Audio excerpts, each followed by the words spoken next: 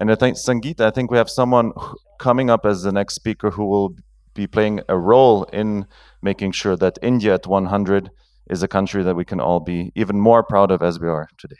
Absolutely. And I would like to add, ma'am, your address about security during challenging times, especially natural disasters. You'd be happy to know we had a panel yesterday which discussed this topic very, very thoroughly in depth, and we raised some very pertinent questions regarding not just the shelters and the system for siren system, but also facilities for people with disabilities like toilets in shelters, whether they are accessible or not.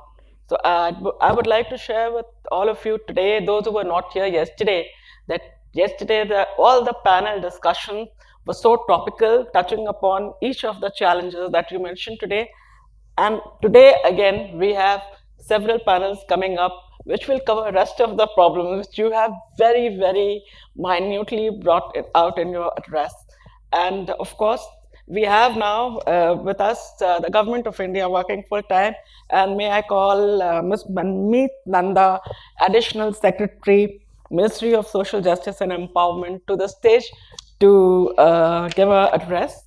I'd also like to add that I've personally been in touch with ma'am over Asia Pacific Network for Accessibility, and I appreciate not just the kind of help that she's providing to us, but also her perspective, her insight, and some very topical issues that she points out in our discussion, which also makes us think that she is not talking to us from the point of view of a government official, but as a person who has actually felt what people with disabilities feel. A very empathetic officer at the helm. I think we are set for a really great time ahead as far as inclusion of people with disabilities is concerned. Thank you, ma'am. Over to you. you. Thank you. Thank you for your kind words, Excellency. And the Zero Project India Conference 2025 Commissioner, Ms. Preeti, Youth for Jobs, and CII IABDN for your national conference today. Such a pleasure to address many of you who are experts, have been working in this sector far longer than I have at my stint with the department. Today we meet at crossroads where not just innovation demands and is demanding inclusion, but it's a space where technology, industry, social justice intersect to define accessibility not as an act of welfare, but as an engine of economic growth and, more importantly, in fact, most importantly, human dignity. And I often say this, and I've said this in different forums, that welfare approach can comfort for sure, but it's only a right-based approach that can transform a society. And taking it from there on, there are some hard facts that we often hear about, read about, and discuss. A recent KPMG Swayam white paper revealed, probably also helped by CI there, that India loses approximately 17.9 lakh crores every year. That is almost 7% of our GDP due to inaccessible infrastructure and systems. I'm not sure whether that's the correct number, but it is a number that should draw attention by all of us in this room, because it is talking about the unrealized productivity of millions who could have contributed to the system if it was designed well. And I think I see as a part of the government that accessibility is not an expense, it is infrastructure for equality. And that is why I, at again various forums and during our meetings, during our interdepartmental meetings, insist on saying that accessibility is not the responsibility of the Department for Empowerment of Persons with Disabilities alone. It is the responsibility of all the ministries and departments at all levels of government, the center, the state, the local bodies, even the gram panchayats. And our Supreme Court have repeatedly affirmed this. Very many of you know of the Rajiv Ratori versus Union of India, where the court declared accessibility as a time bound enforceable duty under the RPWD Act, not a recommendation but a constitutional promise. Later on, Vikas Kumar versus Union of India expanded reasonable accommodation so that fairness adapts to diversity. So, very clearly, accessibility is not charity. It is a constitutional right and an economic strategy, and we must pull our sleeves and get into the ground, get dirty, and ensure that it happens.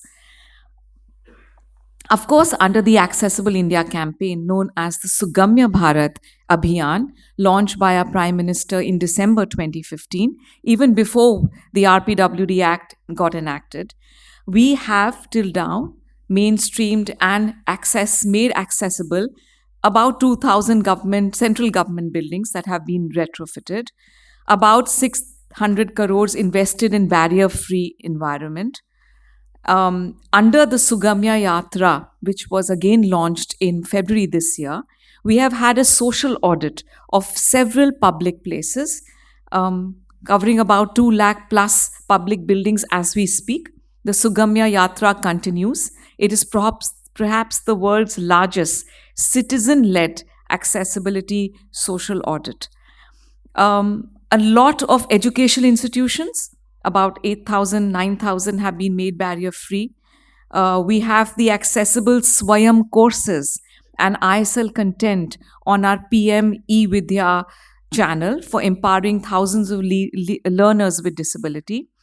Several of our railway stations have been provided with basic accessible features. Several still are work in progress. All of our 102 licensed airports have accessibility based barrier free environment. Many of our government websites are hosted on the S3 WAS accessible platforms. However, this is just the tip of the iceberg. I'm aware, and all of you are aware, that we have a far long way to go and cover. We also have in the department associated with a lot of centers of excellence in the academia for research in providing assistive technology for persons with disabilities in our country. The IIT Madras's new motion wheelchairs are giving mobility a new meaning, because of which I think several PWDs have been given empowering jobs, and employability is increased as delivery boys and in various other places. We have various companies doing amazing work, and I'm sure Seema ji must be aware of the companies here. The IIT Delhi Smart Cane is empowering the visually impaired. We have something known as BleTech in Pune, where wearable tech is providing better technology for the hearing impaired. These are not just innovations, because I just mentioned a couple. They are an affirmation of our belief that technology must be inclusive by design, and we at the department are associating with many startups and companies in the assistive technology space to provide aids which are not just of the high tech but of economic value, which can be through our ADIP program be provided across the length and breadth of our country for our persons with disabilities. And we are also trying to introduce accessibility modules in the Bachelor of Architecture and Planning curriculum in our partnership with IIT Kharagpur. Corporates are now seeing accessibility as a competitive advantage. And of course, with the efforts of many like Youth for Jobs, for American India Foundation, CII, many of them have enabled their own employees with assistive technology. Many are employing people with disabilities because they've realized that they are extremely hardworking. They have unique abilities that can be used for the benefit of the company and for the economy at large. Infosys, Wipro, HCL, Zomato. There are many, and I'm so proud to have being associated with them. And I thank them, big or small, for all the efforts that they are doing, because they understand that people with disabilities do not need just sympathy. They They need empathy, they need empowerment, and they are an integral part of our economy. Our Supreme Court continues to lead from the front. Recent judgments that I have mentioned have talked about them, and they are pushing us in the right direction, ensuring that all the compassion that society has is pushed into enforceable policy, and reminding us that rights must translate into opportunity. So, looking ahead, I think I would love to hear and hope that the deliberations today move forward along not just physical ramps to systemic reforms. Inclusion should be and should become in a way, and I would look for suggestions to make it more measurable, convergent, and compassionate. From compliance to co creation, corporates, startups, the government, we should design solutions with people with disabilities and not for them. So it's nothing without them. And from welfare to wealth creation, skilling, entrepreneurship, digital inclusion must enable their economic independence further. And I think every citizen in this country should live with equal dignity, regardless of their ability, their age, or circumstance. And I think this ecosystem should realize that all this requires reforms and reform in the DNA, where Article 21 of the Constitution, the right to live with dignity, is at its core.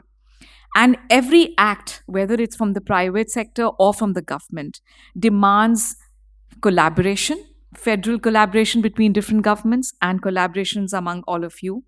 And each requires data, design, and dialogue. We look at 2047 Viksit Bharat as our aim, where we are fighting and moving ahead.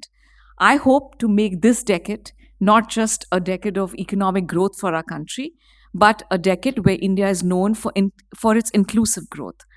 A decade that we have grown not just taller, but we will grow wider so that we can embrace everyone. Thank you, everyone.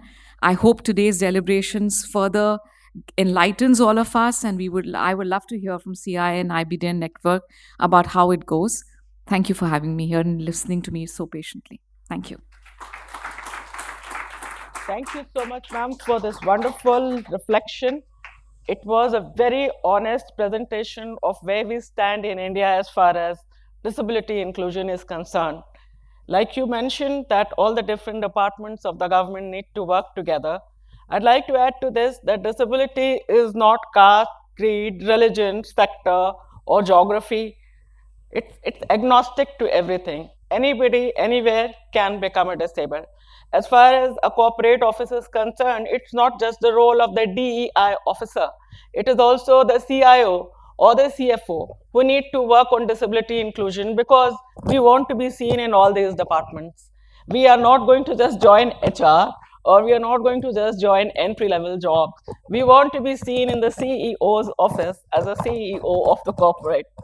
Likewise, when it comes to our government, we would like more and more people like us as secretaries, as directors, deputy directors, and maybe ministers, and one day a prime minister also. So the tone has been set by the Prime Minister of India as far as disability inclusion is concerned, with his absolutely amazing campaign called Accessible India. And then we also came up with a Sugamya Bharat campaign. Now we are standing at a place where most pockets of our country are neither Sugamya nor Swachh. Now we have too many campaigns, but what I feel is now it is not up to the Prime Minister to follow as to what is happening. The responsibility of implementing all these various initiatives lies with the different departments of the government. And I'm sure with officers like Ma'am Nanda, we'll be soon seeing so many more changes.